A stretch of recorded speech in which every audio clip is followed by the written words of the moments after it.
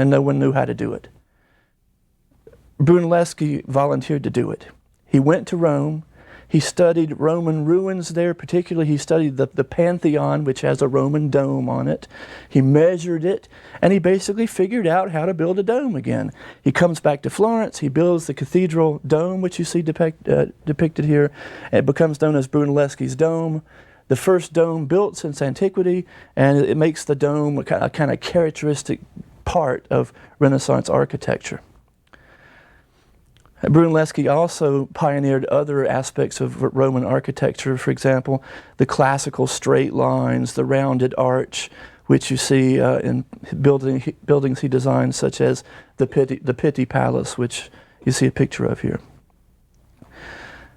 Continuing on in painting, Masaccio continued the work of both Giotto and Brunelleschi. Masaccio, and you see pictured here his resurrection of Theophilus' son, he studied Brunelleschi's use of lines of perspective, how you can use these perspective lines to focus people's view in architectural case on the altar of a church. And Masaccio decided he would use these lines of perspective to create three-dimensional depth perspective in painting. So he was really the pioneer of three-dimensional depth perspective in painting. At first, he painted his figures inside architectural frameworks, so he could use the actual architectural lines used by Brunelleschi. Later on, he uses a grid, and he abandons the architectural frameworks. He creates the illusion of depth, three-dimensional space on a flat surface. Perhaps partly for the purposes of realism, but also because the depth perspective also guides the viewer's eye to certain points in the painting that the painter wants you to look at first, which is going to be the point of most emotion. Fra Filippo Lippi, another early Renaissance painter, lived from 1406 to 1469, painted Madonnas, like this Madonna and Child that you see here, as real women with emotions, very much like Giotto had, but even more so. And so he continues that tradition. Piero della Francesca, another early Renaissance painter, lived from 1416 to 1492, develops three-dimensional depth perspective. Here you see a picture of his Death of Adam. He really concentrates on three-dimensional depth perspective. He even wrote a book on it about how to do it. And again, it was to manipulate people's eyes and lead them to a certain point in the painting, which usually was a point of great emotion or spirituality for Piero della Francesca. So he further develops that trend. The father of the Renaissance style of sculpture was Lorenzo Ghiberti. He won a contest in Florence to construct the doors of the baptistry building, which he named the Gates of Paradise, and you see a picture of that here. There he used line to simulate a kind of rhythmic motion and made the sculpted panels of these doors seem to actually move before your eyes and come alive. And that would, again, involve people in the scenes and get people to identify with it. And it was also, to some extent, more realistic. But perhaps the best early Renaissance sculptor was Donatello, who lived from 1386 to 1466. He trained with such famous people as Ghiberti. He went with Brunelleschi to Rome, and when Brunelleschi was up measuring the dome, Donatello was studying Roman sculpture and how to do that. And when he came back, he revived the classical Roman style of sculpture, which you see here in his bronze David, a style based on realism and admiration for the human form, which had been characteristic of classical architecture. The bronze David that you see here was the first Renaissance nude that was done, and that was considered a little bit shocking at the time. But the greatest universal genius of the early Renaissance has to be Leon Battista Alberti, who lived from 1404 to 1472. He was not just an artist, a painter, he was an architect, he was a man of letters, a scholar, and even a brilliant theoretician of art.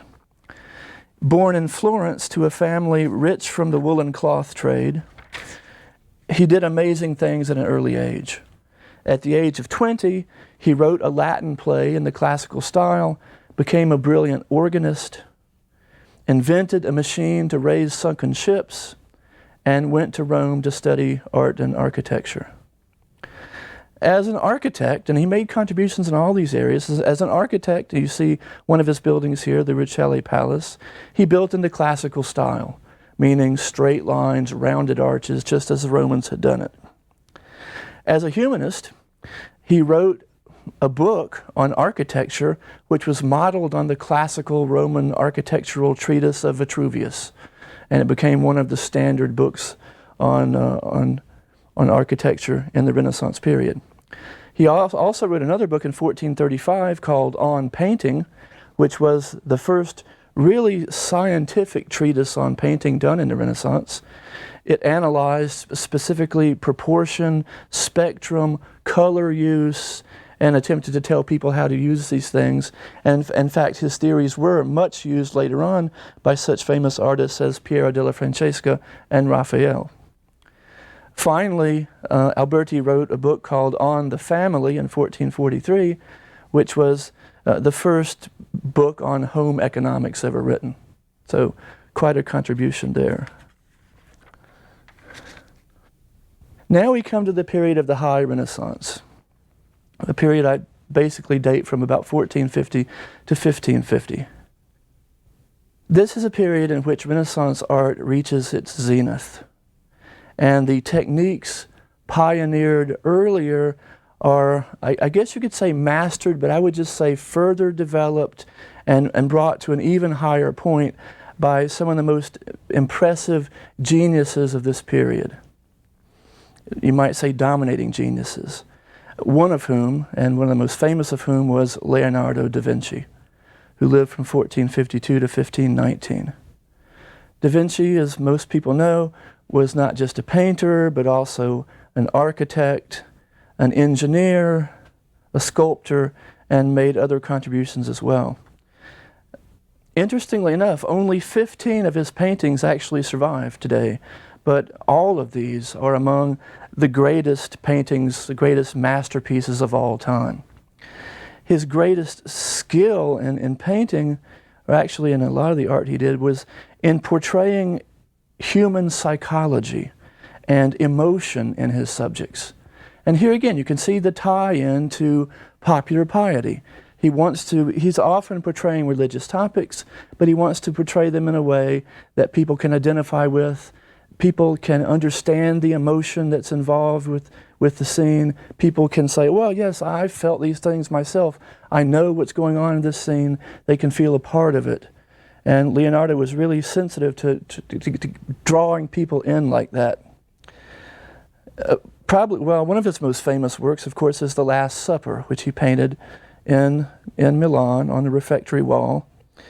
And this portrays the moment at which Christ tells his apostles at the Last Supper that he's going to be betrayed.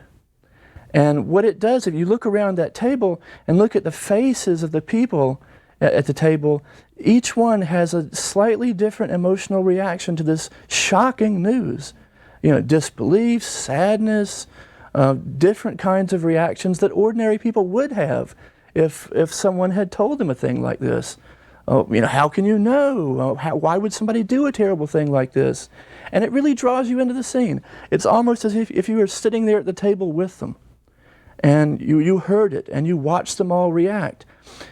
Kind of a moment frozen in time, but in other ways, a very dynamic scene where when you look at the different faces, and there are many different thoughts and emotions being felt and expressed and experienced. It's a whole panoply of human reaction to this kind of extremely important event in Christian history. And, it should be pointed out that all these artists don't just paint religious scenes because someone says, I want you to paint me a painting of Christ or Adam or whatever else. They're very Christian and pious people themselves. And they have the intent to try to motivate people to piety, to draw people into the religion. They want to make people feel safe with God. They want to make people feel a part of the religion. And so, they themselves, the artists themselves, are as involved in these scenes they're painting as they want the people to be, the viewers to be.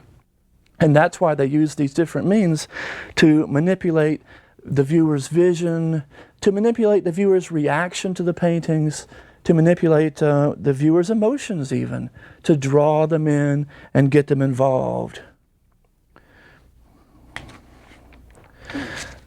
Of course, Da Vinci made many other contributions.